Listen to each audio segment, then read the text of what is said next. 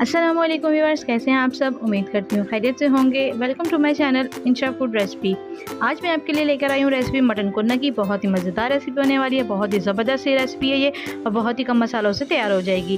अगर आपने बहुत ज़बरदस्त सी रेसिपी बनानी है तो इसको स्किप मत करिएगा, पूरी वीडियो एंड तक देखिएगा। तो चलिए बनाना स्टार्ट करते हैं हम। गोश्त हमने बकरे के लिए तकरीबन 750 ग्राम है, 3 पाव के करीब गोश्त है। तो इसके अंदर 2 दरमियाने साइज़ की प्याज शामिल करेंगे, लहसुन अदरक का पेस्ट शामिल करेंगे 1 चम्मच। मसाले ऐड करेंगे इसके अंदर। पिसा हुआ धनिया 1 चम्मच लिया है हमने। पिसी हुई लाल मिर्च वो भी 1 चम्मच है। देगी लाल मिर्च वो भी 1 चम्मच डालेंगे हम।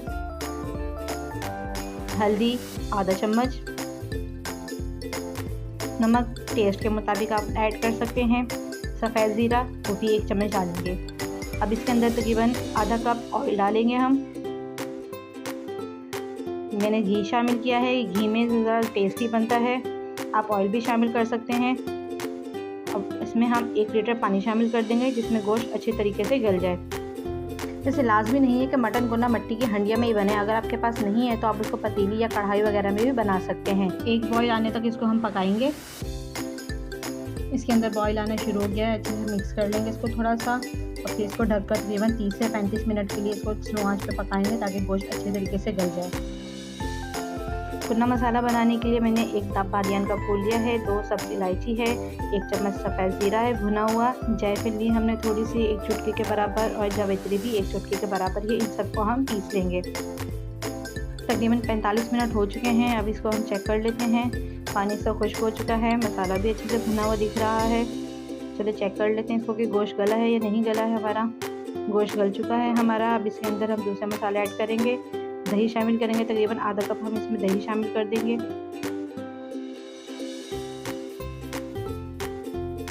दही डालकर इसको हल्का सा भूनेंगे 2 से 3 मिनट के लिए। मैंने 1 चम्मच मैदा लिया है, उसको आधे कप पानी में अच्छे तरीके से मिक्स कर लेंगे।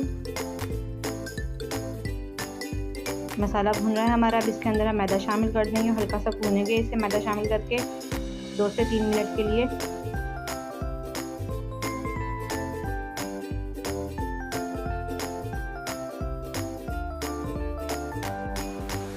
बारीक कटा हुआ अदरक शामिल करेंगे और जो हमने कुन्ना मसाला बना के रखा था पीसा था हमने, वो इसमें शामिल कर देंगे। अच्छे से इसको मिक्स करेंगे 2 से 3 मिनट के लिए। मसाले को अच्छे तरीके से मिक्स कर लेंगे और उसके बाद इसको हम 5 से 7 मिनट के लिए बिल्कुल मीडियम फ्लेम पे ढक के बिल्कुल मीडियम फ्लेम पे इसको पकाएंगे ताकि ये मसाला घी छोड़ दे।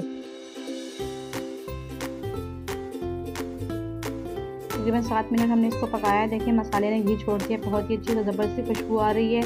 कुन्ना हमारा तैयार हो चुका है, बहुत ही टेस्टी लग रहा है। आप भी ज़रूर ट्राई कीजिएगा और हमें ज़रूर बताइएगा कैसी लगी आज की हमारी आपको रेसिपी।